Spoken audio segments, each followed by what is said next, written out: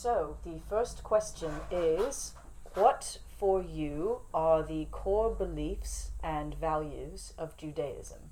But for us, so it doesn't just mean like what are the core beliefs of Judaism. Well, exactly. It's a for you Okay. personally, what are the core beliefs and values of Judaism? Togetherness. Yeah. Community is a Yeah. very big value of Judaism. I think it's one of the biggest values actually, because of course there are a lot of rituals that can only be done in a group, right? That's true.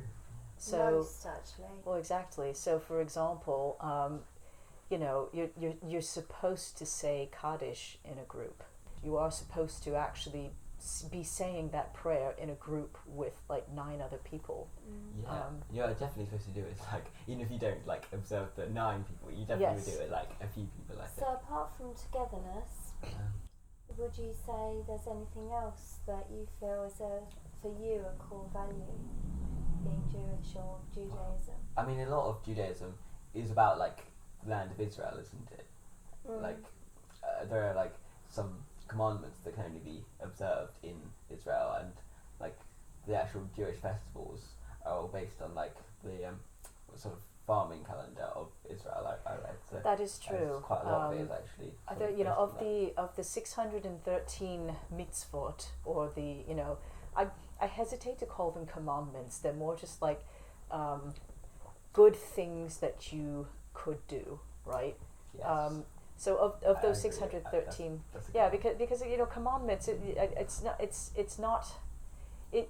not going to get in trouble if you don't fulfill all the mitzvot. And in actual fact, it is actually impossible to fulfill all 613 mitzvot, because something like 400 mitzvot are directly related to the temple cult. So, for example, like the ways in which you sacrifice, various sort of like burnt offerings and offerings of well-being, those would count as mitzvot, and we can't do that. You can't just go and bring a first of all, we don't control the Temple Mount right now, and it would be weird to just bring. First of all, just bring a cow and then just like slaughter it, and you're just going to have a bunch of upset and sort of horrified people. Like, what are you doing? You're throwing blood all over the altar. What are you doing? So yeah, I mean, it's what I mean. I suppose relating to core values, I think the reason why we do what we do, it's not because we are like better than other people's. It's because we have had the onus put upon us by God to do these things. And there are some Jews and they don't even believe in God, but they do these things because this is the burden that's shouldered by our people to do these things. I think in some ways though, because there's such a wide variety of belief and non-belief within Judaism. Absolutely, as well, because Judaism isn't a religion, it's a race. Yes. And I think if you look at it more broadly, my view is it's shared experience. Yes. And unfortunately, throughout the centuries since time began, if you look at all of our festivals, it's all about us sort of almost being destroyed, Yes. and then becoming stronger and through the other side. That is literally what all of our festivals are based on. Well, absolutely. And I think that can be for secular Jews as well, because it's a race. There's shared DNA. Well, there is, So absolutely. There's absolutely no way you can't be born of Jewish blood and sort of get away with that. You are Jewish or you're not. And I don't know. Judaism. It's a very complicated intersection, isn't it? Of there are racial elements. There is cultural elements. There. And within Judaism itself, of course, there are actually multiple different ethnicities, because you have Ashkenazim who have come from Europe, and then you have Sephardim who were living within the historical caliphate, because Sepharad in Hebrew means Spain. yeah. So these would have been, you know, Jews, and a lot of those Jews, when the Catholics took over Spain, and launched the Inquisition, a lot of those Jews actually came to the New World and they became conversos. So yeah, they did. so there are actually Jews who then also have you know, indigenous American DNA in as well, because they took wives from the local population, right? And there's a broad mix of each, because I've got both. Yes, exactly. And then there's Mizrahi, and those are Jews that remained in the Middle East. After various diaspora movements. There are even, you know, people like Kaifeng Jews. You know, there's the Cochin Jews. There's the Jews in India. So there's a lot of different. But I think the thing that really draws Jews together is that we do have a shared lineage. I mean, they recently they took DNA samples of some of the remains found in the bottom of a well in northern England. You know, this would have been around the time of this would have been like sort of around the time of the origination of the blood libel, where they found remains of, you know, these Jews that had been thrown down the well and murdered in about the 10th or 11th century, and they had Middle Eastern markers in their DNA. So we do have this. We have this shared. We have shared experiences, and we do have a shared identity and shared heritage. And I think the one thing that you can't say is that Jews uniformly share opinions, because I think every Jew has different opinions about everything. And there's actually the saying, right? 2 Jews, 3 opinions. Exactly. Yeah, I suppose for me as well, one of the major values of Judaism is justice. Because you have the saying, you know, tzedek tirdok, justice you shall pursue. So it's this idea of pursuing and enforcing a moral code. And it's this whole idea about the fact that Judaism really has contributed so much to the Western world, really, because it's one of the most extensive codified law texts in the ancient world is the Torah. It just the fact that there's a lot of stuff, and some of it, you know, because of course back in those days they didn't really differentiate between, you know, normal just regular laws like, oh, you should you know, you shouldn't randomly kill your neighbor, and laws like, hey, you should wash your hands after you eat something in order to sort of clean your hands. But they don't really differentiate. I mean, there's a whole portion. I forget where it is. I think it might be in Leviticus, or you know, you know, where it's talking about, like, you know, listen, when you poop outside the camp, you have to cover your poop, because if God walks around the camp and sees your poop, you know, God will be offended. So in terms of our core values. Yes. So in terms of the core values, just bringing it back. Yeah, bringing it back together. I think. Yeah.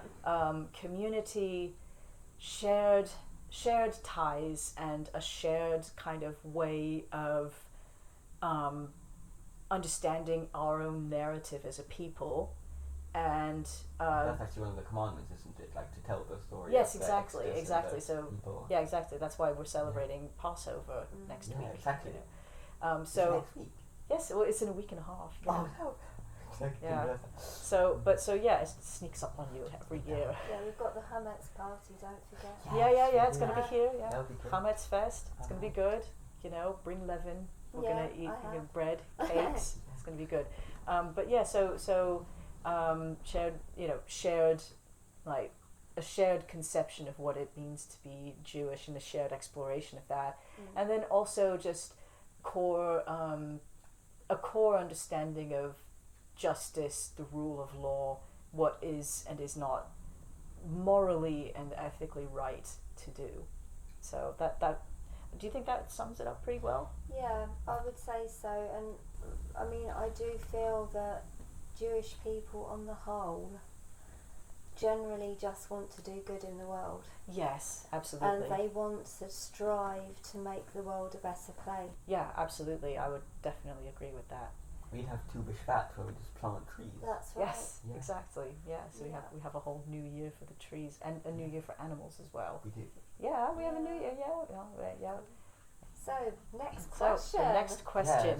Yeah, Yeah, sorry. You know, we're Jews. We're going to take ages to Yeah, answer I any know. questions. I suppose that actually, for like sort of like debate and like disagreeing is very much a core value. Yes, Oh, yeah. Well, we have an entire holy book that is literally just rabbis disagreeing with each Exactly, other. that's what I was about to say. You know, so yes, Yeah. arguing is a good sort of Jewish value. Absolutely, right. So, the second question is, what are some misconceptions about Judaism that you would like to dispel?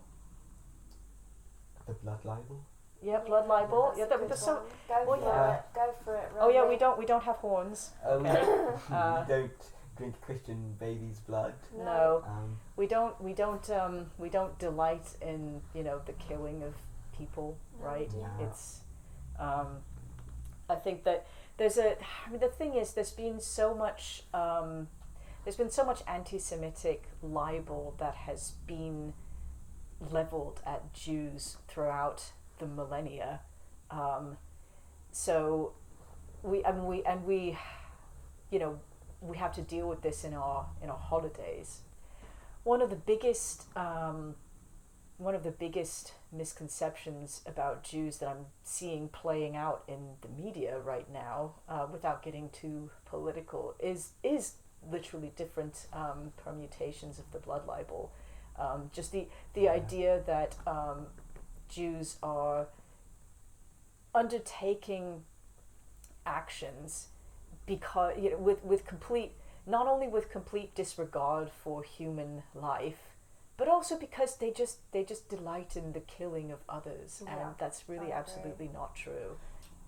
One of the things I'd really like to dispel is that the misconception that Jews control everything. Oh yeah, Yeah, no, we don't Because control I think hardly personally, anything. if we did control everything, there would be a much better PR exercise going on right now. Yes, true. yes, absolutely. You know, and I think that what is happening at the moment is testament to the fact that we don't control everything, because of all the kind of hatred and re-emergence of anti-Semitism that's happening. And I feel that if we did control everything, that wouldn't be the case. Absolutely, Plus the fact that we make up 0.2% of the whole of the world's population. Yes, that's You another know, misconception, in isn't the it? UK, there's only 250,000 Jews. Really, that in feels the whole of the UK. Yeah, so Yeah. that's so So- there's about 75 million people in Britain, and there's only about 250,000 Jews total in the country. Yeah. And worldwide, by the way, there are around 15 million Jews. Yeah, that's it. Yeah. So to say that few people can control everything is laughable. Well, yes. You know. One thing that I really wish that people understood on a conceptual level is that if population trajectories had continued without the interruption of the Holocaust, there would be so many more Jews in the world today. Yeah. I mean, the fact is that I think shortly before World War II, there were actually around the same amount of Jews as there are today. Yeah. So we basically had a situation where, and 6 million might not seem like a whole lot, but that was literally about half of the world's population of Jews That's it. that was murdered in the Holocaust. And so what else would you like to dispel, if anything? do you know, actually, I think it's also an interesting thing that might help to dispel some misconceptions is that there are actually a number of other ethnic and religious groups who are Israelis and have Israeli citizenship besides Jews. So I think the total population of Israel is maybe 9 million, 10 million? I think it's 9 million, yeah. So 2 million of those are actually Arab Israelis. And who- Druze. Yes, and the Druze, And Bedouins the as well. Circassians. Yes, Mhm. it's not And just. of course, there's the Ethiopian Jews as Yes, well. of course, yeah, the Ethiopian Jews that have come from Because Ethiopia. they were rescued. Yes, yeah, the They Falasha were Jews. airlifted, weren't they? Yeah, Yeah, they were airlifted. airlifted. I mean, in actual fact, I think the number one Jewish ethnic group in Israel are the Mizrahi Jews that came Mhm. from other Yeah. communities in the Middle East. Mhm. So I think the people think about Israel as being, it's just like white Ashkenazi Jews who have come to Israel. I mean, it's actually a bit more complex than that. It's not even just white Jews. It's not even just Jews. So No, indeed. And a lot of like Arab Israelis are like perfectly happy to be called Israelis. You know, like there's that really famous content creator called like Nas Daily, who's Arab Israeli, and after October 7th, he actually started calling himself Israeli, like instead of Arab Israeli. yes, Mm. absolutely, yeah. So it's a bit more complex. It's a bit more of a complex society than people perhaps think.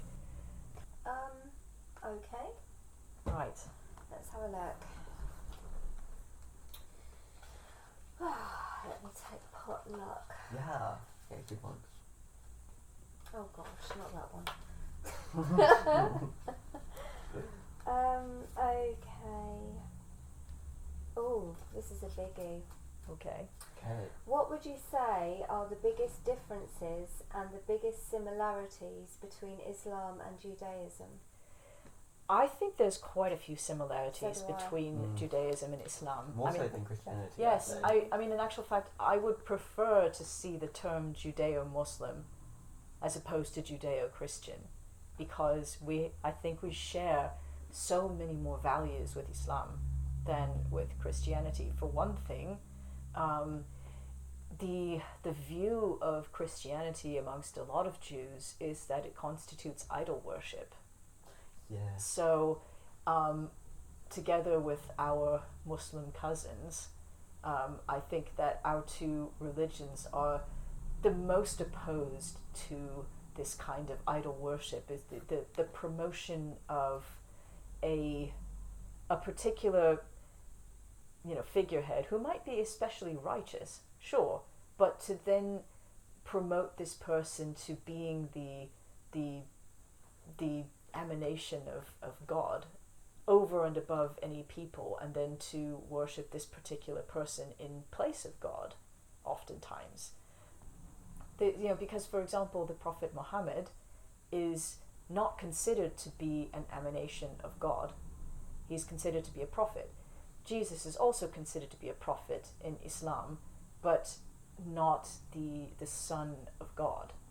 So I think that we have a similar view, therefore, of who our prophets and teachers are, and their distinction from God, and who they are as people, as opposed to thinking of them as having a divine component. I guess there's also the similarities in rituals around circumcision, Yes. and food laws. Yeah, we have similar food laws. You have halal and we have kosher That's laws. Exactly, and we circumcise our boys as well the Yes. same way. And We share a lot of the same prophets. Yes, it's apart from true. Muhammad and Jesus. We have a fair amount of prophets in common, Yeah. right? And difference-wise, they try and convert people, and their religion isn't ethnic-based, is it? it's evangelical, isn't Yeah. it? Yes, it's more Whereas evangelical than Judaism. Judaism is not meant to I be. think, well, it's not meant to be, but I also think that part of that is cultural, because there was a period of time where attempting to convert someone to Judaism was punishable by death. In much earlier Judaism, we did have a more evangelical culture. So I But don't think that was the case, because if you think about how difficult it is to actually convert to Judaism, it is now, of course, it yes. takes years. Well, it takes years now, but that's because we've had a lot of trauma induced into the process. I mean, in actual fact, remember that one of the most prominent figures in Judaism was Ruth, a convert. Yeah. She was a Moabite. She was So- like David's grandmother or something. She was an ancestor of our royal lineage.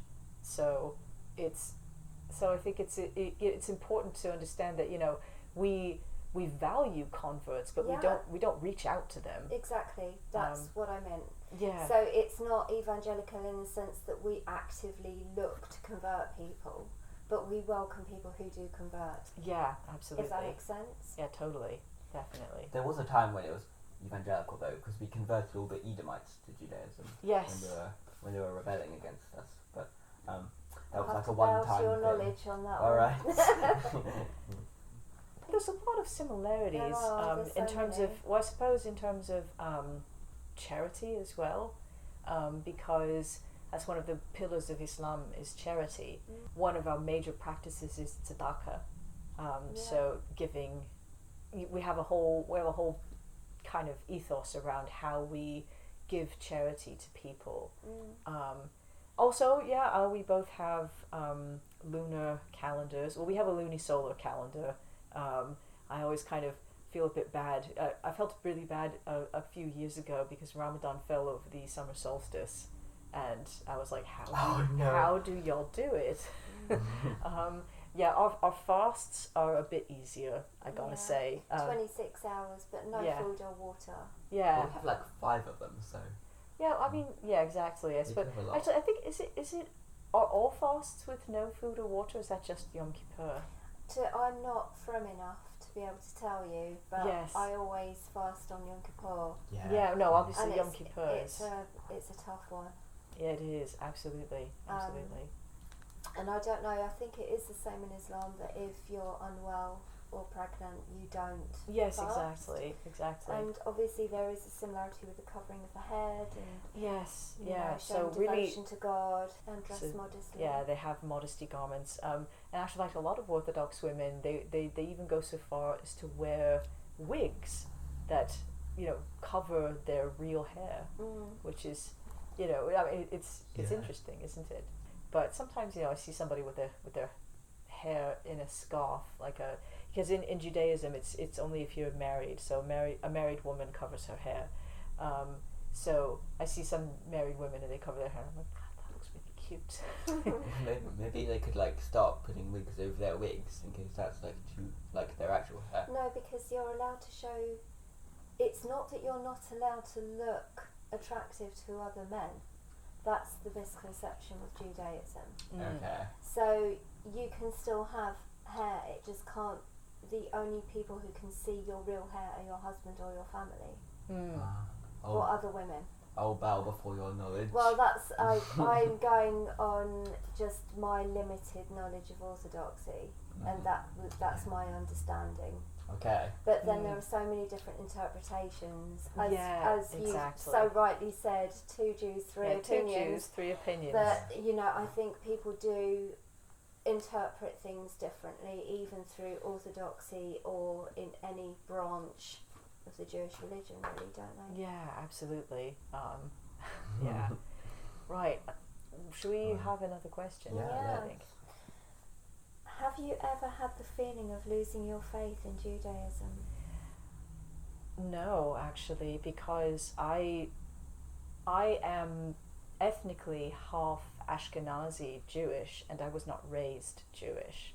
So in actual fact, I've never had the feeling of losing faith in Judaism, but I have had the very strong feeling of finding faith in Judaism, because I think I think one of the key things to understand about Judaism is that it's a combination of a religion, a culture, and a people, and it's a mode that predates the sort of Roman word of religion. So it doesn't fit very neatly into the box of, okay, well, this is how Judaism is, and this is our religion, and you have to do these things to be a part of this religion. It's not really like that.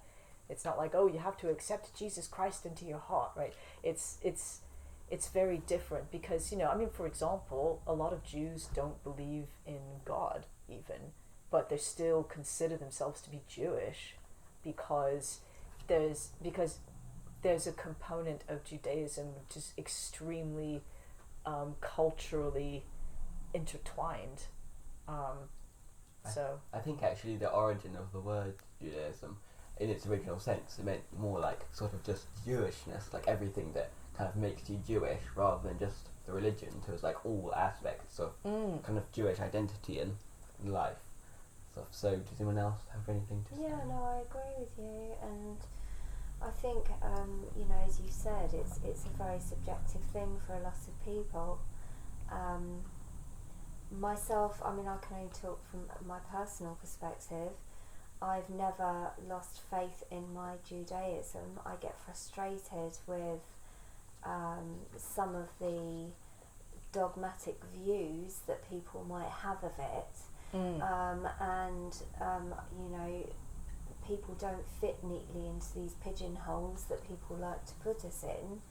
But I've never lost faith in my own culture, roots or background, for sure.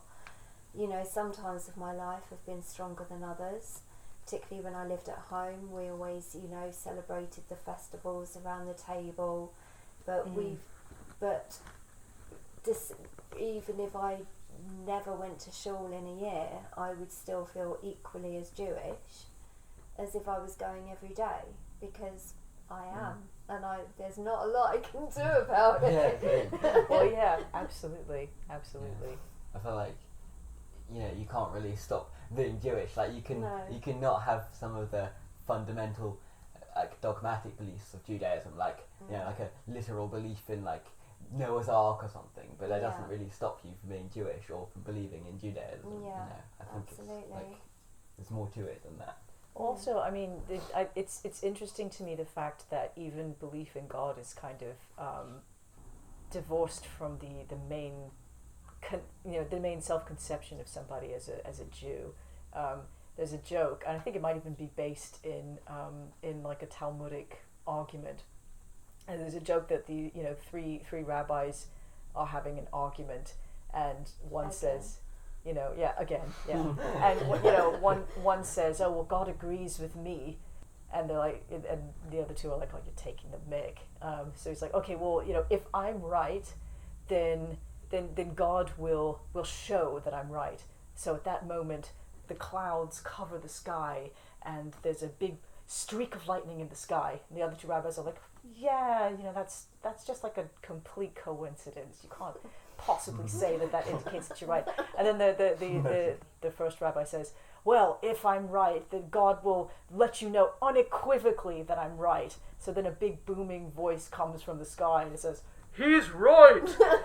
And then the other two rabbis are just like, yeah, but that's just like one person's opinion.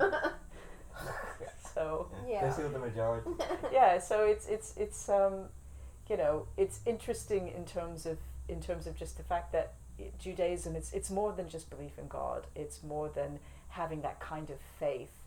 It's also belief in people. To have a crisis of faith in Judaism, you'd have to not only sort of question the belief in God, but you'd also have to question the entire cultural underpinnings of what it means to be Jewish. And so people have these crises of faith, but it's fundamentally different to say, not believing in God as a Christian, or not believing in God as a Muslim, I guess. It's different. I think Hillel the Elder, when he was trying to convert someone, this guy asked, like, can you summarize the Torah for me, because it's so long, like, can you summarize it for me? And then Hillel the Elder, he said, like, well, love your enemy, love your neighbor as yourself, or something, and like the rest is detail. I think that was his way of summarizing it. Yeah, definitely. Right, would you like to ask a question? Yeah. What common Jewish customs and traditions are important to you? Our holidays. Absolutely. That is true. And keeping Shabbat, it's very, very important to me. I'm not as observant as some people. You know, there are some Jews that like they unplug their fridge for the majority of Shabbat. You know, they have all of their lights on timers, and I respect that, but I just can't I can't get it together enough to do that. Yeah. But it's important to me to at least to light the candles. You know, to say the prayers, to say the bracha, the brachot for the different, you know, for like the wine and the bread, and it's important to me to differentiate that particular time from the rest of the week. I actually try to read the portion every week, so you have to read a portion of the Torah every week. So I try to actually get that done every week, but sometimes I fall behind. You're more religious than I am. Well, I mean, I do fall behind. I'm one portion behind now, and obviously at sunset I'll be 2 portions behind. But it's, you know, but in actual fact I find it just really interesting, and I'm not, to be honest, I'm a bit crap at reading because, you know, I have like ADHD and I just can't, you know, it's hard for me to make the time with. I have to get you an audio Torah. Yeah, well, no, because the thing is, it's just more like carving out the time for myself to actually be able to sit down and read a book. But I try to do that for the Torah every week. That's really good. Yeah. Do you have any traditions that you particularly enjoy? I mean, like celebrating like the Shabbat and the holidays is very important. Yeah. Like, you know, fasting on Yom Kippur. Yeah. And I will say that and like Yom HaShoah are probably the only fast days I observe, because I don't really know the other ones, but I know there are about 4 or 5 of them. But like, yeah, I don't know if I exactly observe Shabbat, because like I will do stuff on Shabbat, but I celebrate like with the candles and like make challah and stuff like that. Yeah. That's cool. So. Wow, I think I'm the least observant, and I was brought up Orthodox, so that's great. I will observe Shabbat from time to time. It's not something I do every Friday, for sure. I've always gone out on Shabbat, where a lot of my friends didn't. I always celebrate Hanukkah, so I love lighting my menorah. I think anything to do with lighting candles is super important. Oh, it's lovely. In our religion, because we like to bring light to the world. Absolutely. And that's what it's all about. So I love lighting my menorah, and I always fast on Yom Kippur. That's so important. I would feel wrong if I didn't. Exactly. So there's that, and obviously there's Pesach, Passover, which is coming up. And Yes. That's my favourite. Is it really? It's mine too. I love matzah, so I'm quite cool with it all. You Bless know, your I heart. don't mind it. So I'm more than happy to observe Pesach and all that goes along with it. But I've just got such great memories of being young and being around a big table with our family, and you know, us all leaning to one side and, you know, getting the really disgusting Palwin number 5 wine. And, you know, I actually, you know, I was really excited in Sainsbury's because I found out they had a kosher section. I was like, oh my god! So I bought a bottle of the Palwin because it had a great label. My partner and I tried it. Yeah, my partner and I drank it together, and then we woke up with just horrible It's disgusting. headaches. It's like dessert So wine. I It's love not it. that.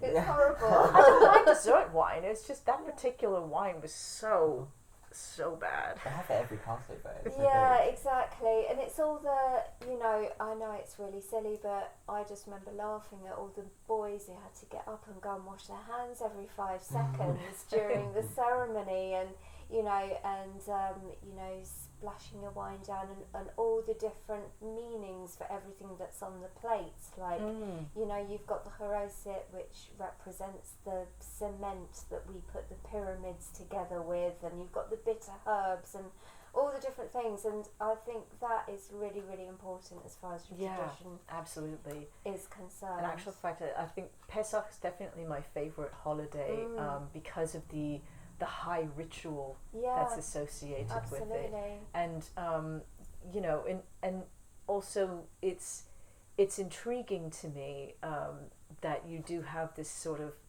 this almost fully formed cult that's kind of, you know, placed in the middle of the desert at this particular time.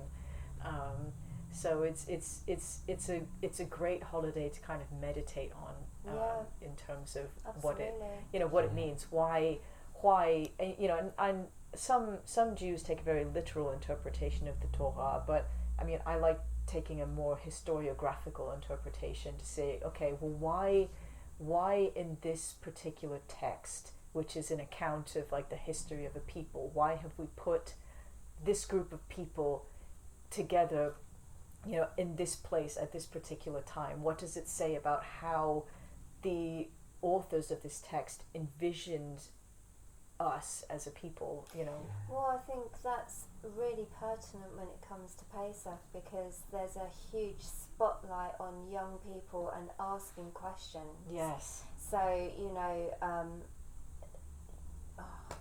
I've just completely lost it now.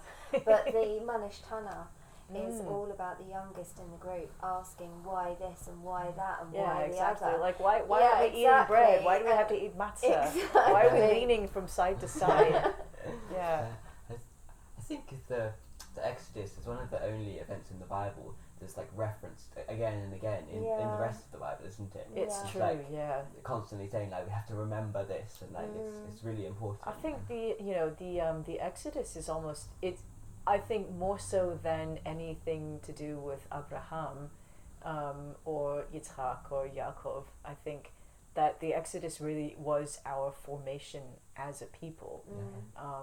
So I would say, I think that if we're looking at kind of stories that Jews tell about ourselves, I think the Exodus is the foundational story that really kind of makes us into Jews. So that's why Pesach is probably my favorite Jewish holiday. Let's choose a really juicy one.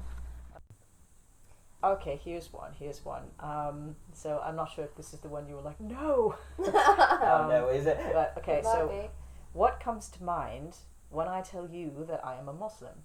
Oh, that's a difficult one. What comes to mind? I would just want to know what sort of person you are, because, you know, it doesn't really matter. If you're a good person, then you're a good person, and, you know, at the end of the day, we're all human beings, and we have more shared common ground than we have differences. I'm very much a live and let live sort of person, and I was brought up in a very multicultural environment. You know, the last school I taught in, there were 47 different languages being spoken. Wow. So, you know, for me, it's just about what kind of person you are. I think it's very easy these days to become polarised, and I do feel that that's kind of being pushed onto us. You know, you have to think one way or another about a certain group of people, but I do try and avoid that as much as I possibly can. I mean, if you prove yourself to me to be not a nice person, then fair enough, but I'd rather think the best of you before I'm proved that you're not. That's fair enough. Yeah. Well, I mean, I just think like, well, you're a person. If you're talking to me, then you're probably a nice person. So, and then, I mean, I guess I just think like, I would just treat like anyone else. I mean, there'd be no reason not to, unless there's something specifically you know about this person that's like bad or something. But like, just them telling you you're a Muslim isn't bad. Like, I tell you to be honest though, just lately, my reaction when people tell me that they're Muslim, it's not against them, but I do tend to sort of not bring up that I'm Jewish. I tend not to do that anyway, to be honest with you. Because it's like because of course there's a lot of different types of Muslims. There are some Muslims that are of course more observant. When I hear that someone's Muslim, my first thought is, well, I mean, I'm not going to mention my own sort of religion or heritage because I don't really know how that's going to go down. I try to just get on with people, and I don't like to get into major sort of political arguments with people, except online, of course. Yeah. I'm really vicious online. No, but but you know, in person it's just more like, you know, I like you and I want to continue to have a good relationship with you, and if you find out that I'm Jewish and then you assume a whole bunch of things about me and my politics that aren't necessarily true, I don't really want to have that discussion with everybody that I meet. But in terms of like assumptions about somebody else, it's not, you know, I might kind of have some questions, and obviously if it's Ramadan then I'll assume that you're fasting, and so I won't eat in front of you because that's just kind of mean. You know, but I try not to have assumptions about what people are like as Muslims outside of just being who they are as people. So I think the only religion I'd like really judge like that would be like the Moonies or like Scientology or something. Yeah, I mean, you know, there's a lot of dodgy religions in the world, but I think Islam is fine, right? It's, you know, it's got some good tenets. So, yeah. It's all in the interpretation, isn't it? Yes. Yeah, absolutely. As the sages would have it. Yeah.